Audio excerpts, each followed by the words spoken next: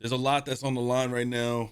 Some of y'all probably don't think this is serious, but this is big, man. If you've ever noticed, there's been a decline over the last 20 to 30 years with the amount of studios that we've had with I don't know, with just everything, man. It's because, with the economy and just the development times and just everything going on in the gaming industry, there's a huge shrinkage and there's just not a market for a lot. And what's going on with Xbox and we're about to see right now. Are they going to go third party? Are they going to continue to make Xbox consoles while still going third party? Are they going to drop a handheld?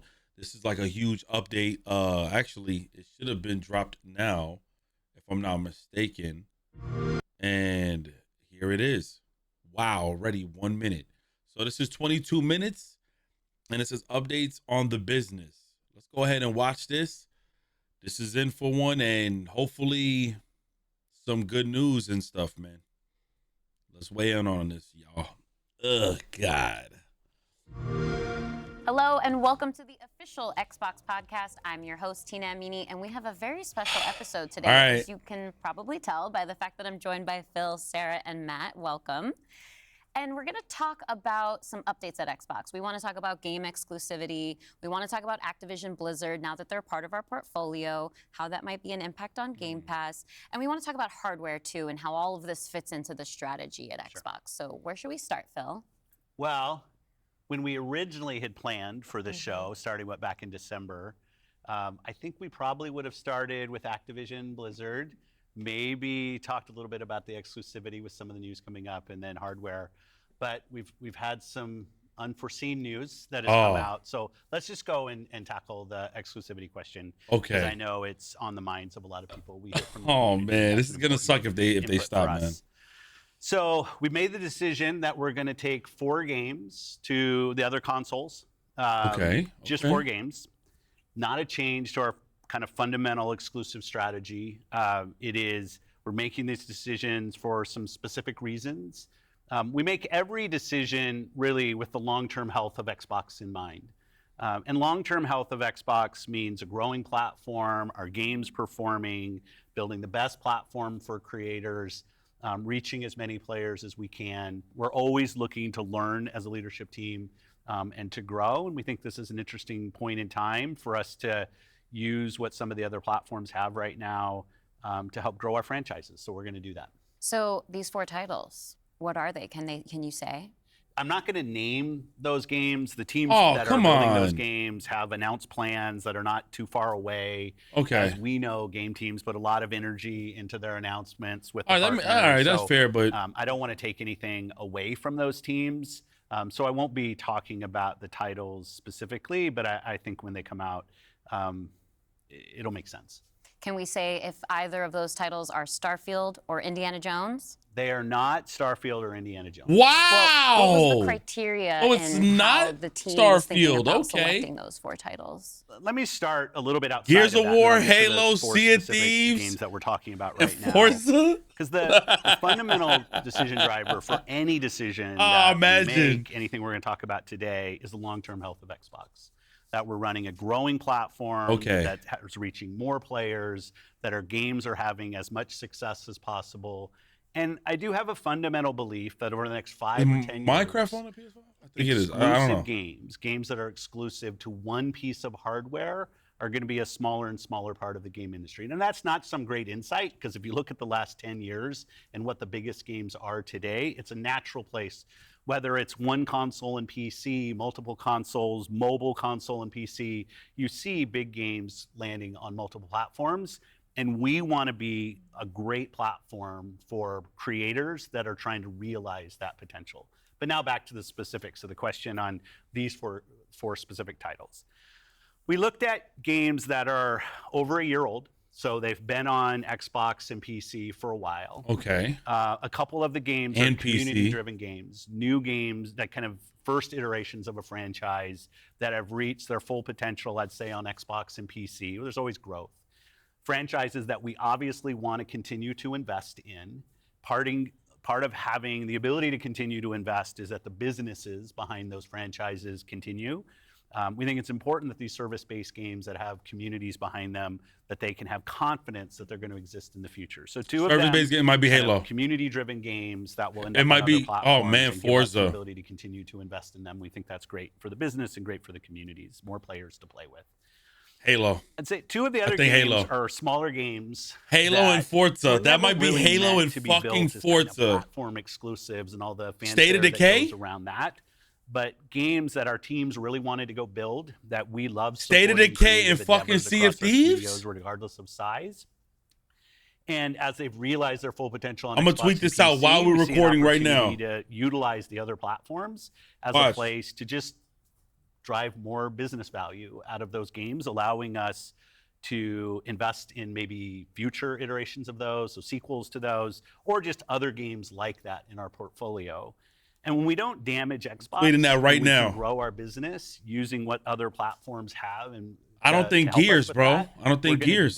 that. And that's really the story behind these 4 games. And last thing I'll say, looking forward, I think there is an interesting story for us of introducing Xbox franchises to players on other platforms to get them more interested in Xbox. That's the business model. A good brand value for Xbox there. So 4 games, no promise beyond that. So if you're on those other platforms and you see these 4 games coming, please don't take it as some signal that everything's coming. It's not. Good. Okay, good. So when you are thinking about the future and Holy this concept shit. of live service games, games that can benefit from bigger audiences, new audiences, how does that apply to future titles and how you're applying that criteria there? Yeah, there's really no fundamental change to how we think about exclusivity. We just came out of Developer Direct, which was an awesome show where we showed great games that are coming to Xbox and PC and cloud, which really makes them accessible to hundreds of millions of people. So it's this kind of, we're really focused on a couple platforms and what's going to show up there. But our key of play the games you want with the people you want anywhere you want. That is going to be crazy if Master Chief ends up on PlayStation 5. These have been part of our strategy for years. I can see it, bro. Our focus is on how do we continue to grow the games industry by reaching more players in more places, and how do we grow Xbox as part of that. Xbox is a hardware platform, Xbox is a publisher of great games, and Xbox as a platform for the world's best creators. And then knowing that, how do we think about our first-party games and Game Pass?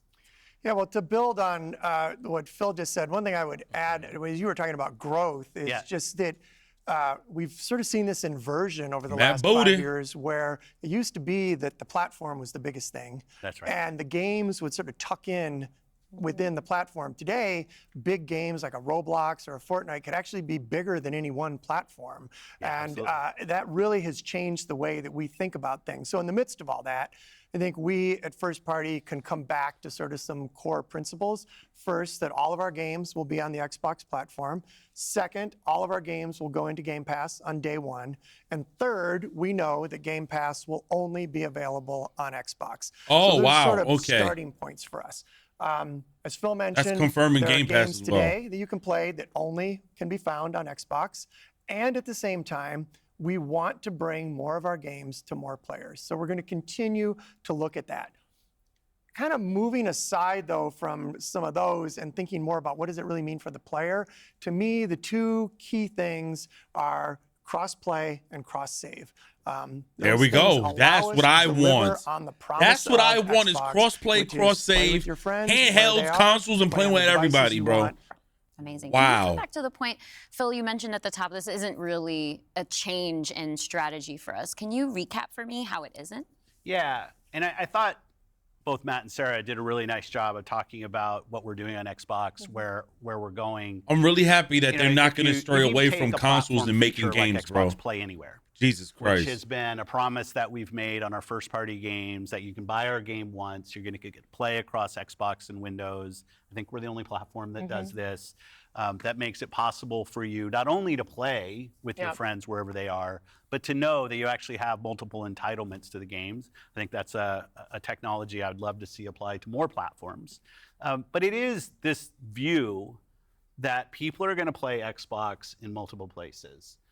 Whether it's play the games you want with the people you want, anywhere you want, whether it's content, community, and cloud, whether it's when everybody plays, we all win. Like, we've had different taglines, different strategy kind of words that we've used, but always with this view that Xbox is a platform for creators who want to reach the most players. Our investments in xCloud, our investments in franchises like Minecraft and now Call of Duty and other large franchises so that we learn how to build those. This has been a strategy that we've been on for, I'd say, a decade. It's not about one device. It's not about games in service of a device, but rather the devices that people want to play on should be in service of making the games as big and popular as they possibly could be. Because really a healthy creator community on Xbox, a healthy creator community in gaming all up is the thing that all of us as game players should be voting for, because that's the thing that will lead to the best long-term success and growth in this industry. And my understanding, just he from ain't listening wrong and at all learning about this from you statement. three It just over sucks the that past few weeks, just they're dealing with the understanding what's bullshit that happening they at gotta deal with Xbox is that their games. we see trends with player behavior where people are playing on multiple devices. That is the reality. And we have put some games out on multiple platforms before. So my understanding is that that's been good for players. How does that come back to the business with all of that in mind? Yeah, as you said, we have shipped games on other platforms. In fact, realistically, if you look with the addition of Activision and Blizzard and ZeniMax, we're one of the largest game publishers on PlayStation. We're one of the largest publishers on the Nintendo Switch, especially when you put Minecraft into the equation as well. And now we're one of the largest publishers on mobile man. Like platforms as well. they're huge. And that's not something that we want to back away from. We want to continue to be building great games that millions and millions of people can love, and that they can play those games where they want to go play. But we do understand the business success that Xbox has to have. Us as leaders in this business, the system today, the system that all companies that we play video games from, is a world of you got to be growing your business. Growth in our Xbox business is critical to the long-term health of Xbox. Many people know I've been on Xbox for over 20 years. And I want to make sure Xbox is in the best position for the next 20 years. That means healthy player community, healthy creator community, and healthy business. So he basically confirmed that he's not leaving. Okay. I always thought he was going to leave somewhere else, man. More people to buy, more people to subscribe. It's all about putting Xbox in the best position. And our hardware is a critical component of that. The absolute best experience somebody has on Xbox is hardware that your team builds and that people play on. But that's not going to be everybody. We fully accepted that we're going to have Xbox players across all kinds of devices. So I think a lot of people think about 2023 as They've this accepted incredible the fact year for that there's gaming. going to be and guys in a lot of ways or people, there were some really amazing Xbox releases that I think we all enjoyed. But what were the signals behind the scenes that maybe indicated how we wanted to look at the future of Xbox and how we kind of keep up with the industry? Yeah, such a good question. And I think it's, as people who care about the industry, which I assume is people who are watching this, it was an amazing year. Some great launches, some of the games that I think will stand the test of time and people will be talking about a decade from now. But it's an industry that didn't really grow. Let me see, what was the question before? I think it's the future of Xbox. What were the signals behind the scenes that maybe indicated how we wanted to look at the future of Xbox and how we kind of keep up with the industry? Yeah. Stand the test of time and people be talking about a decade. Needed to make sure I wasn't bugging. But it's an industry that didn't really grow. And what happens when an industry doesn't grow? You end up with some job eliminations, which we had. We had even our own hard decisions to make about building a sustainable business for ourselves. But in no way were we alone in that. When you think about a healthy industry, I want players who believe that they will find the best games on the platforms that they love. I want people who invest their careers in working here to feel like this is a place that they can be successful. And that really is down to being part of an industry that is growing. If you listen to Lisa Su, the AMD CEO, she'll say that AMD-powered consoles are likely to decline in 2024. I think there's an amazing set of games coming in 2024, but if we don't get to growing as an industry, the industry will struggle. And today there's really two choices on how do you grow the industry. Do you say I have a fixed number of players, the players that we have today, and do I find new ways to monetize those players to get more money from the players that I have? Or do you think about how do I expand the business I have by finding new players and adding those to the base of players? That's a big thing, you know. Our focus on Xbox, because you could scam your motherfucking your gamers to like buy subscriptions and shit like that. How do we make sure and then the game dies out a year after? Growing for our players, growing for our creators, so those people are finding success on our platform, which will grow the Xbox business and put Xbox in a position to be very strong for years and decades to come. Matt, earlier you were talking about these growing gaming communities, how they're incredibly large and comparable on such a different level when we think about console audiences. Like you mentioned Roblox, you mentioned Fortnite. So how are we're obviously thinking about our responsibility. Fortnite, all these games, they ruin gaming, dog.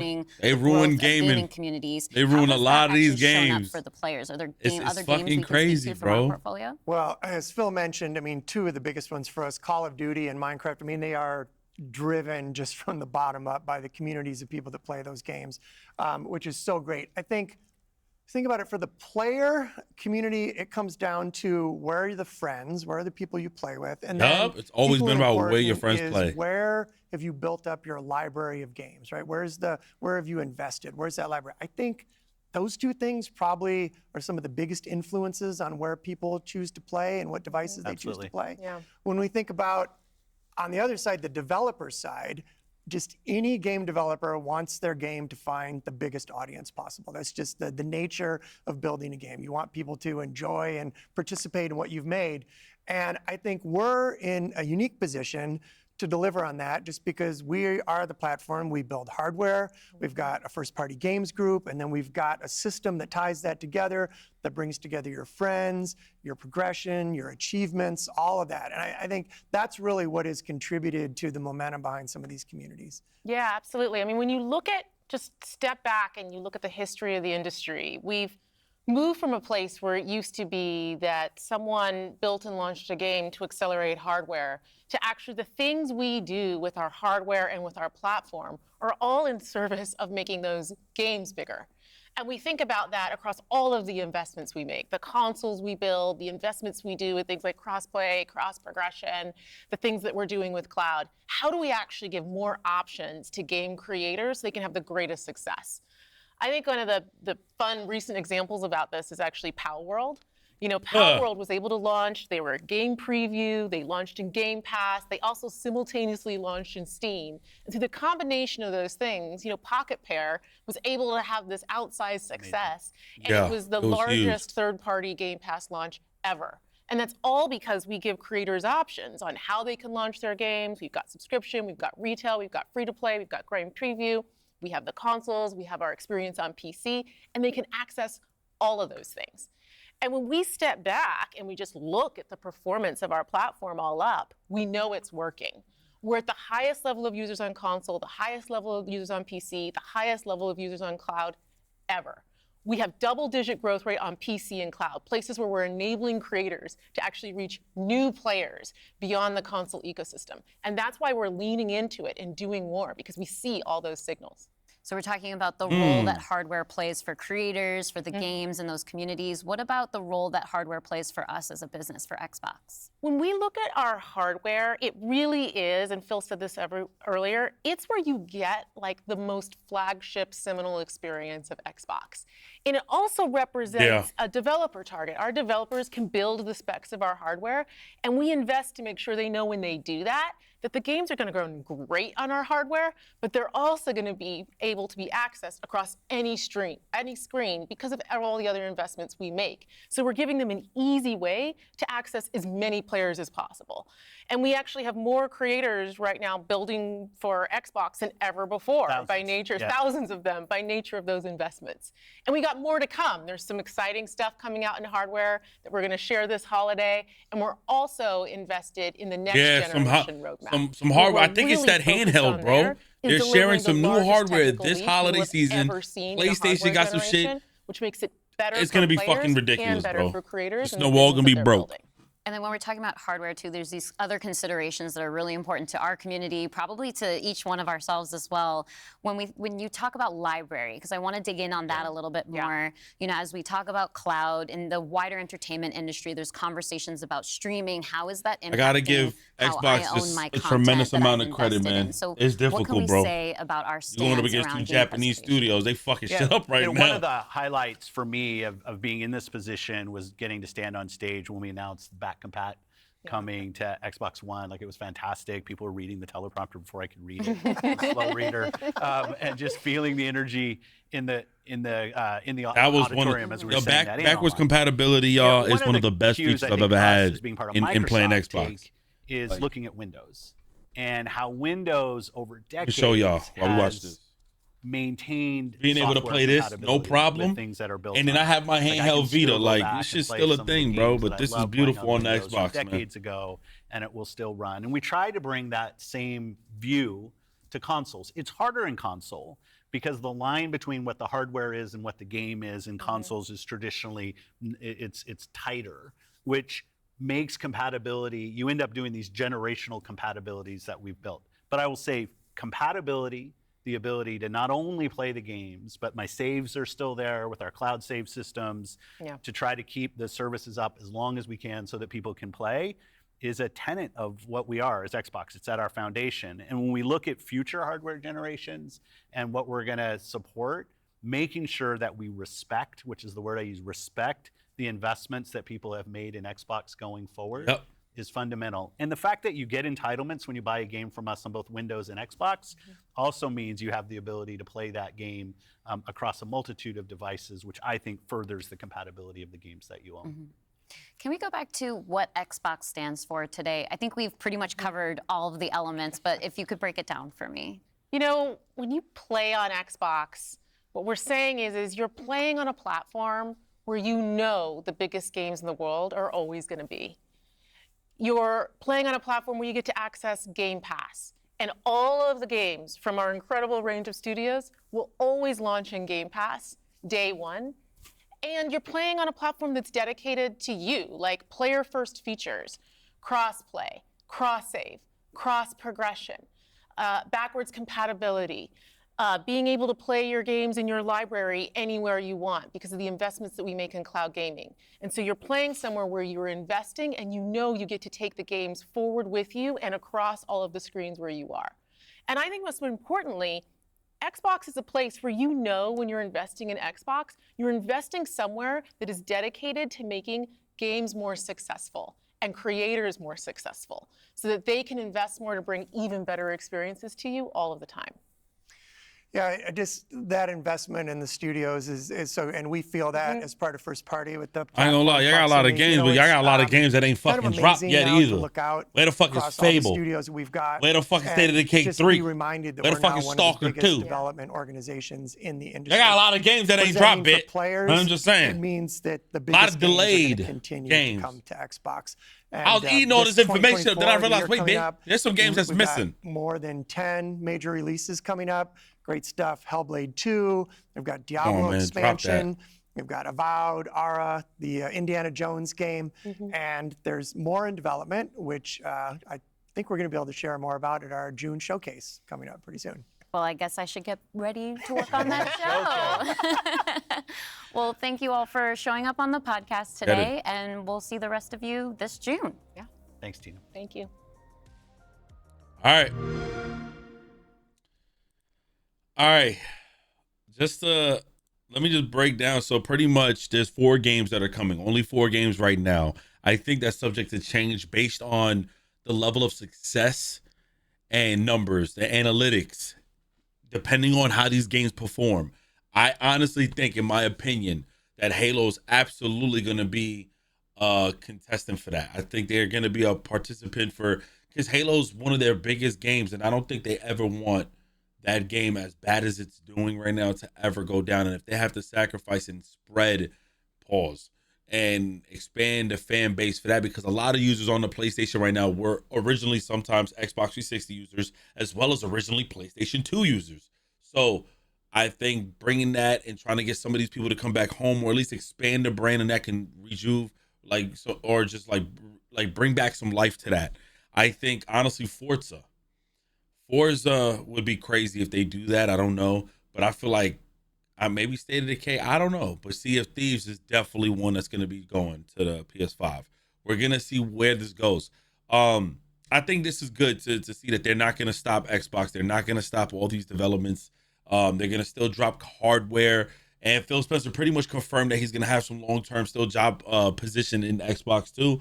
where he discloses that he wants Xbox as long as he's gonna be working in the next 20 years to be successful. They got a lot of promising information, but the problem is the games aren't coming out. They had to fire a lot of people. I don't know what they're looking into. At the same time that they're a hardware company, they're also a software company. So in the midst of everything going on, they're doing a lot of changes to try to benefit off of all these new things happening. And I'm telling y'all right now, games like Power World, I love Power World, but games like Power World, Fortnite, and all these other games, they ruin gaming. It's just a fact. And seeing that, man, is just one of those things. It's just, yeah, I may not know this, but look at Call of Duty, man. We got so used to the fact that Call of Duty has Warzone.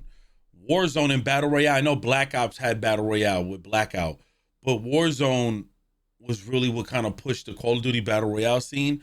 But that didn't really start until Fortnite and PUBG and H1Z. Like this new genre really took over, man. It really took over the space. And so everyone went. It's almost like a pandemic for genres in gaming. It's fucking incredible. You know, it's a beautiful thing to see what happened. But then all of our games that we grew up playing, it's almost like they turned into like this fucking juggernaut of just subscriptions. Look at 2K, man. Look at all these games. It's bad. But let me know what you guys think. I was just glad. Listen, I love PlayStation. I love PC. And, you know, I got some love for Xbox. I just don't want to see Xbox go nowhere. You don't want that to happen.